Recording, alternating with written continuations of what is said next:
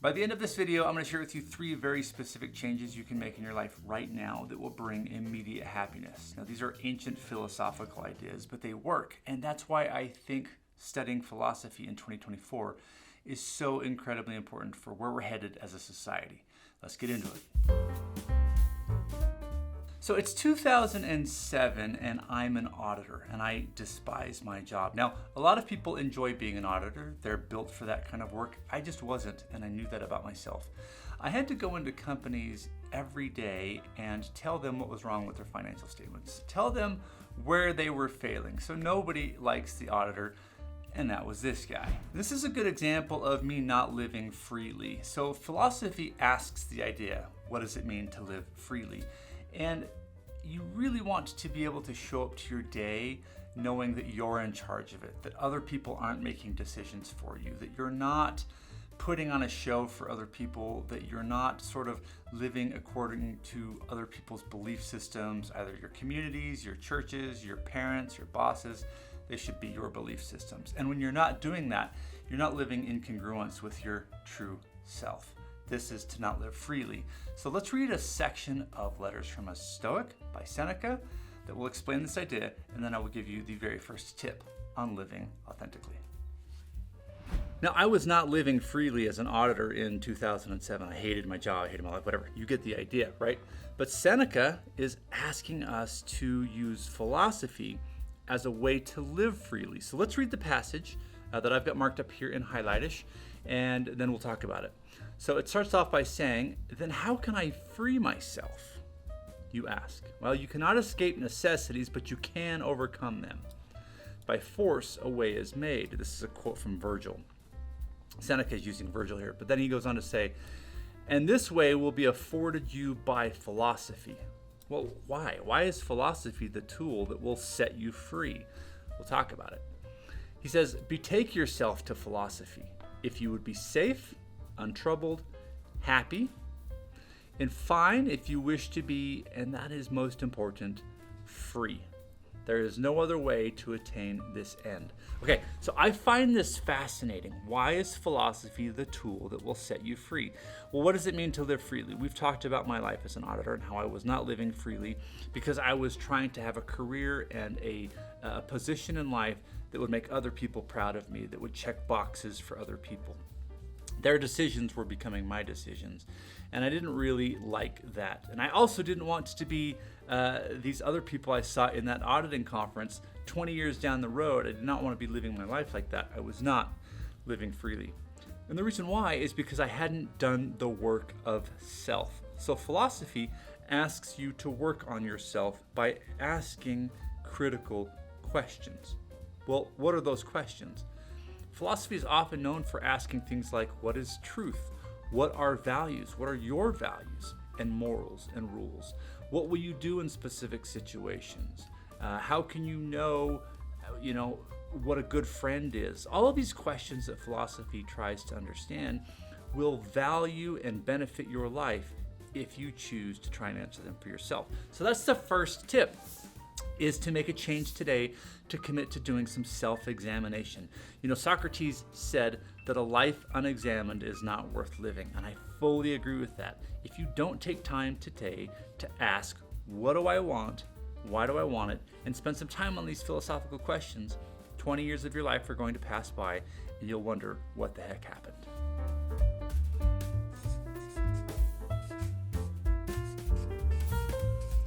What is the purpose of life? This is a big question. I appreciate that. But if you ask it for yourself, not for general humanity, but what is the purpose of your life, you can get some insight there. You're going to learn about your values. And more importantly, as you get older, you're going to learn about what you like and what you don't like.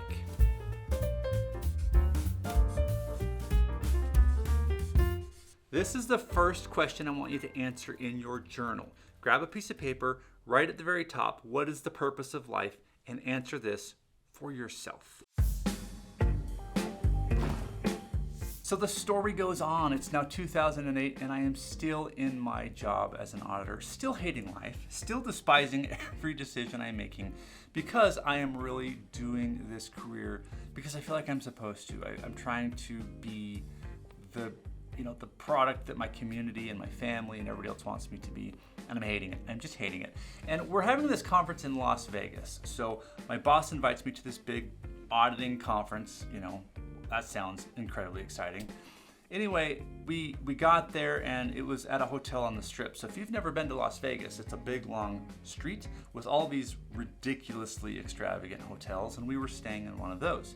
And at the top floor of one of these hotels was an auditing seminar. Yay!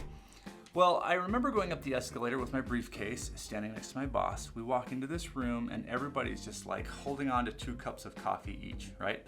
They're just like, it's almost like they're praying to their coffee gods. And they sit down at their chair and they are waiting to go through the next 3 or 4 days of auditing seminar.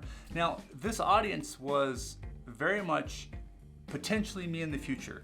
They were almost all men. I remember 2 women there, but they were all sort of 50-ish year old men who had just shown a lot of wear in their face, in their bodies. They did not look happy.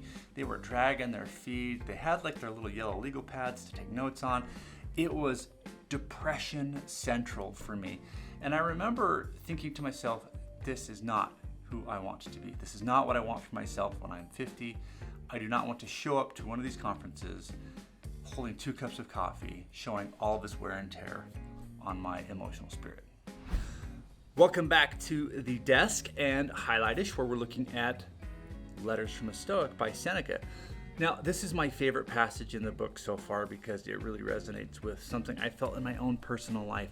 Seneca is telling us that we have a true nature, that we are like wild lions, but we've gotten ourselves all caged up, right? So let's read this passage and then we're going to talk about it. It's on page 234 if you're in this edition of Letters from a Stoic. It says, "The lion with the gilded mane, in process of being trained and forced by weariness to endure the decoration, is sent into the arena in quite a different way from the wild lion whose spirit is unbroken. The latter indeed bold in his attack as nature wished him to be, impressive because of his wild appearance, and it is his glory that none can look upon him without fear." Okay, this is mind-blowing for me, and what he's saying is, back in the day when Seneca was alive, this is ancient Rome time, they would have these gladiator arenas, the Colosseum, the fighting, the whole thing, and they would put lions in the arena with these warriors. Well, there were 2 kinds of lions. There was a tamed lion that they would put decorations in its mane. It would be a gilded mane and it would look beautiful, right? They would teach it tricks or whatever and make it more of a domesticated kitty cat. That's the first lion. The second lion is a true wild lion. It is not tame. It is ferocious. It is strong. It is capable of anything. And he is making the argument that although this is trained and pretty and people have put a lot of work into it, the wild and ferocious lion is far more impressive. Now, the lesson here is this. There are many areas in your life and in my life where we have had people put decorations in our mane. They have taught us tricks. They have taught us to do things, to roll over, play dead, so they can scratch our belly and pat our heads and say, "Good job, you've done well." And in your life, the next tip you can do, the biggest change you can make right now, is to sit down and examine your own belief system. What are you doing in your personal life that is trained behavior that other people have given you? What are the things you're doing that are not bringing you true joy and true happiness and meaning and value to your life? Question number 2. What in my life conflicts with that purpose? So you have to do a little bit of an audit here. Now, I'm good at this because I used to be an auditor. But if you take a minute to write out all of the major areas of your life, the way that you handle your finances, how you show up in your relationship, what you're doing for a career, how you're treating your body, you can identify a few key areas that are conflicting with what you see as the purpose of life. Because look, if you think life is about making more money. You're going to have a certain set of beliefs. If you think life is about creating more love or exploring new worlds or whatever it is, right? Whatever you value, that needs to show up here, and you need to identify what's conflicting with that purpose. So I decided to quit my job. I walked into my boss's office one day, still 2008, and I sat down and decided to live according to my true nature. It was the first time in my life I really decided to be my own lion. However, when I quit my job, I walked out of that office with my box in hand. It was just like in the movies. I had a box. I didn't have a plant in the box, but I did have a calculator because I was an accountant. And I went home and I had a very interesting mental experience. I looked at my kids. I had 2 boys at the time, and I realized that I was 100% responsible for them and needed to provide. And so I had started my own business, my own accounting firm. I wanted to be in charge. And so I had what's called a constraint placed upon me. I had no income, and I had to go out and hustle and get my clients as quickly as I could.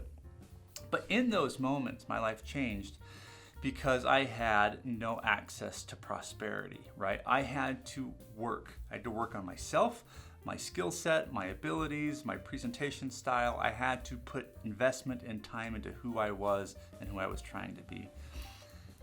Fast forward many years, the business is doing well, and the economy has, been good at times and bad at times. But I look at my life now, and there are times when I live in uncontrolled prosperity. And that's not to say that I'm doing financially well. It's just we're in an environment now where we can order food and have it come right to our door.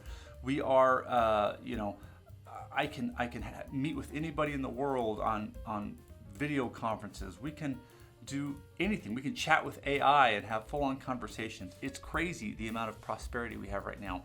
And I don't know if all of that prosperity is actually benefiting us. So I'm going to read a passage for you from Seneca, and this will help you make the third change to life. I just wrote an essay for the ReadWell community on uncontrolled prosperity and the whole reasoning for living and studying philosophy in 2024. I started that essay with the idea that I'm practically a god, and the reason why is because I can fly in airplanes, I can speak with artificial intelligence, I can fill my body with supplements, sleep in temperature-controlled beds, and order food and have it delivered directly to my home within 30 minutes or less. Any kind of food, pretty much. It really is incredible power that we have today, but I don't know that it's leading to our benefit in full. We are losing the art of doing hard things. As technology advances and everything gets easier and easier, we are getting weaker and weaker. And so that is a huge benefit for studying philosophy, because philosophy asks you to do some hard things, to think, to work on yourself, and to really try and understand complicated concepts. Let's read a passage together on why this is important. Okay, Seneca says, "Too rich a soil makes the grain fall flat. Branches break down under too heavy a load. Excessive productiveness does not bring fruit to ripeness. This is the case with the soul also, for it is ruined by uncontrolled prosperity, which is used not only to the detriment of others, but also to the detriment of itself." I have found in my own personal life that when I have the ability to just consume and spend as much money as I want on Amazon and run credit cards to wild amounts of debt if I chose to do that, I'm never happy. I'm always happier when I'm living in a set of constraints that go according to my value system. Question number 3. This is a big one. So we're talking about uncontrolled prosperity here. This is a harder one to do, but you have to be honest, no lying. What is making me weak? This is hard because we're attached to things. We're attached to people. We're attached to processes. We're attached to places. But some things in our lives are not serving us. And it's because uncontrolled prosperity, the ability to have whatever we want, whenever we want, has taken our spines out of our bodies, myself included. I'm not always courageous, but it is sort of coddled us and made us soft, and we're not as able to do hard things. So if you can identify what's making you weak, you can begin to get strong. Let's wrap up and recap here. So we've talked about 3 things you can do in your life today that will make an immediate impact on your happiness. And really what that is to ask 3 critical questions of yourself and to answer them. So you got to have a notebook of some kind, of journal. I love this thing. It's just a nice leather bound book, but all it has is a journal that fits in it, right there. And you can write this on a piece of paper. You can do this on your phone. The important point here is that you don't just think about it and sort of ruminate here. I need you to either type it down or write it down, because the act of doing that, of like committing it to the physical world, makes it more real. So, question number 1, what is the purpose of life, right? And in doing that, you're going to understand your values and what you like and what you don't like. So, what is the purpose of your life? Critical question, and your life has a different purpose than mine, right? Absolutely, but you need to know that about yourself. Number 2, what's conflicting in my life right now that doesn't work with that purpose? So what am I doing in my personal life that does not line up with that purpose? Is my job off? Is my physical health off? Is my relationship status off? Like, if you value love and connection over money and wealth, then you're going to be a different person. And you need to understand that, or you won't know what's conflicting. You'll just feel bad. You'll just not feel great.